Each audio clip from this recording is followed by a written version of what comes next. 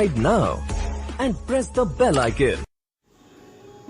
রবীন্দ্রনাথের ডাকঘর নাটকের ওপরে কিছু সংক্ষিপ্ত প্রশ্নোত্তর। প্রথম প্রশ্ন, রবীন্দ্রনাথের ডাকঘর নাটক কবে রচিত এবং কবে প্রকাশিত হয়েছিল?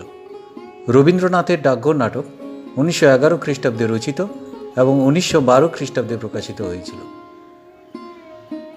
রবীন্দ্রনাথ ডাকঘর নাটকটি কোথায় রচনা করেছিলেন? রবীন্দ্রনাথ ডাকঘর নাটকটি শান্তিনিকেতনে রচনা করেছিলেন।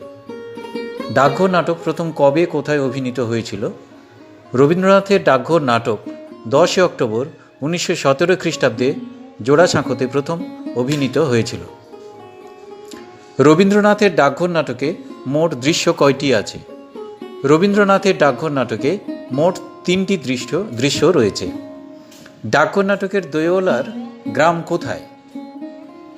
ডাকঘর নাটকের দোয়েওলার গ্রাম পাঁচমুড়া পাহাড়ের তলায় শ্যামলী নদীর ধারে।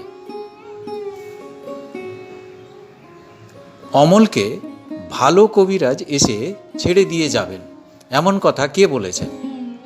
অমলকে ভালো কবিরাজ এসে ছেড়ে দিয়ে যাবেন এমন কথা প্রহরী বলেছেন। সময় বসে নেই, সময় কেবলই চলে যাচ্ছে এ কথা কে কাকে বলেছে? ডাকঘর নাটকে এ কথা প্রহরী অমলকে বলেছে। ওখানে নতুন ডাকঘর বসেছে, কে কাকে এই কথা বলেছে? কোথায় নতুন ডাকঘর বসেছে? প্রহরী অমলকে এই কথা বলেছে। অমলের খোলা জানলার সামনের রাস্তার ওপারে নতুন ডাকঘর বসেছে। ওই যে রাস্তার ওপারের বড় বাড়িতে নিশেন উড়িয়ে দিয়েছে, কোন বাড়ির কথা বলা হয়েছে? নিশেনের রং কেমন? অমলের খোলা জানলার সামনে রাস্তার ওপারে রাজার ডাকঘরের কথা এখানে বলা হয়েছে। ওখানে একটি সোনালী রঙের নিশেন রয়েছে। আমি এবার পালাই, কে কাকে দেখে এই কথা বলেছে, কেন বলেছে? এই কথা বলেছে প্রহরী। দূরে সে পঞ্চানন মোড়লকে দেখতে পেয়ে পালানোর কথা বলেছে। আসলে মোড়ল নিজের থেকেই মোড়লই করে, যে ওকে মানতে চায় না তার সঙ্গে লাগে। অন্যের সঙ্গে শত্রুতা করেই মোড়ল নিজের ব্যবসা চালায়, তাই ওকে সবাই ভয় পায়। মোড়লও ভয় পেয়ে পালানোর কথা বলেছে। ছেলেটাকে আমার বেশ লাগছে, কার উক্তি? কোন ছেলেটার কথা বলা হয়েছে? এই উক্তিটি প্রহরীর। এখানে ছেলেটা হলো অমল। অমল রাজার কাছ থেকে রোজ কয়টি চিঠি পেতে চেয়েছে? চিঠি পেয়ে সে কি করবে? অমল রাজার কাছ থেকে রোজ একটি করে চিঠি পেতে চেয়েছে। চিঠি পেলে সে জানলার কাছে বসে বসে পড়বে। চিঠি হয়তো আজই আসে কি কাল আসে, এ কথা কে কাকে বলেছে? এই কথাগুলি পঞ্চানন মোড়ল অমলকে বলেছে। বেলা বয়ে যায় যে, কে কাকে এই কথা বলেছে? সুধা অমলকে এই কথা বলেছে। সুধা কে? সে কি করে? সুধা শশী মালিনীর মেয়ে। সে সাজি ভরে ফুল তুলে নিয়ে এসে মালা গাঁথে। সুধা যদি অমলের মতো বসে থাকতে পারত তাহলে সে কি করত বলে জানিয়েছে? সুধা জানিয়েছে সে তাহলে তার বেনে বউ পুতুলের বিয়ে দিত আর তার যে পুষি মেনি আছে তাকে নিয়ে খেলা করত। সুধাকে অমল কি হবার কথা বলেছে? সুধাকে অমল তার পারুল দিদি হতে বলেছে আর সে নিজে চাঁপা ফুল হয়ে ফুটতে চেয়েছে। ছেলের দল কি খেলার কথা বলেছে? ছেলের দল চাষ খেলা খেলবার কথা জানিয়েছে। তারা তাদের হাতের লাঠি দেখিয়ে বলেছে ওটা তাদের লাঙল, তাদের মধ্যে 2 জন গরু হবে। সমস্ত দিন খেলার পর তারা সন্ধ্যার সময় নদীর ধার দিয়ে বাড়ি ফিরবে। ডাকঘর নাটকের অমল ছেলেদের কি কি খেলনা দিয়েছিল? ডাকঘর নাটকের অমল ছেলেদের জাহাজ, জটাই বুড়ি, সেপাই এই সমস্ত খেলনা দিয়েছিল। ডাকঘর নাটকের ডাক হরকরাদের নাম কি কি বলে ছেলেরা উল্লেখ করেছে? ডাকঘর নাটকের ডাক হরকরাদের নাম ছিল বাদল হরকরা, শরৎ ইত্যাদি। আজ আর আমার সেই জানলার কাছেও যেতে পারবো না, কে কাকে কোন দৃশ্যে এই কথা বলেছে? ডাকঘর নাটকের অমল তার পিসে মশাই মাধব দত্তকে নাটকের 3য় দৃশ্যের শুরুতে এই কথা বলেছে। আমি ক্রঞ্চ দ্বীপে গিয়েছিলাম, এই কথা কে কাকে বলেছে? এই কথা ফকিরবেশী ঠাকুরদা অমলকে বলেছে নাটকের তৃতীয় দৃশ্যে। ক্রঞ্চদ্বীপ কেমন? ফকিরের কথায় সমুদ্রের ধারে ক্রঞ্চদ্বীপ ভারী আশ্চর্য জায়গা।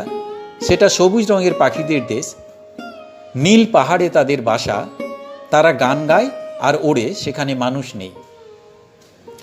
ফকিরবেশী ঠাকুরদার কথা শুনে অমল কোথায় যেতে চেয়েছে? ফকিরবেশী ঠাকুরদার কথা শুনে অমল নদী, পাহাড় আর সমুদ্রে যেতে চেয়েছে। অমলের সঙ্গে কে তার বঞ্জির বিয়ে দেবে বলেছিল?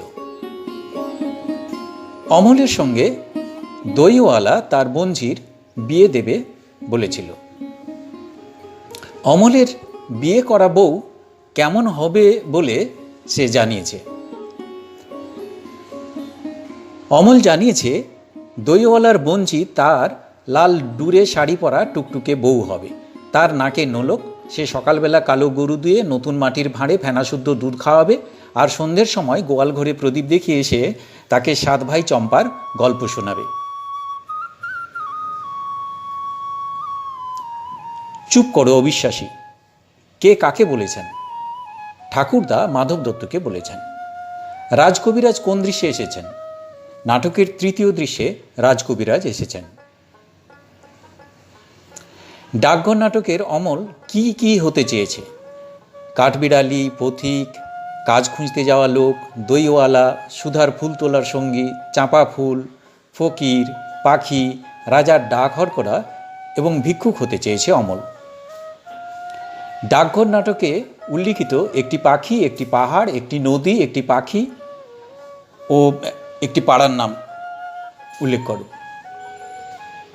একটি পাখি মনুয়া, একটি পাহাড় হলো পাঁচমোড়া, একটি নদী শ্যামলী এবং একটি পাড়ার নাম হলো কলমি পাড়া।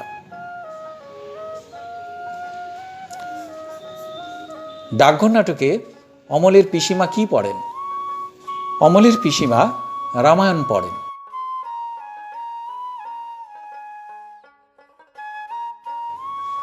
ডাকঘর নাটকে যে ভিক্ষুকের কথা অমল বলেছে তার নাম কি?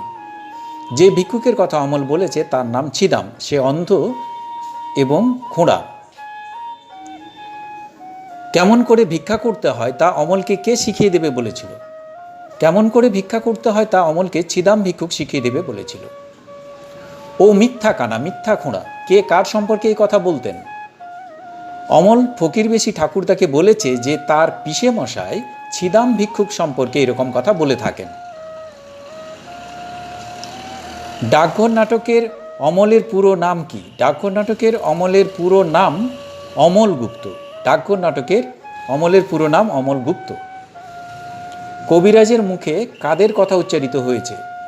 কবিরাজের মুখে মহর্ষি চবন, চক্রধর দত্ত প্রমুখের কথা উচ্চারিত হয়েছে।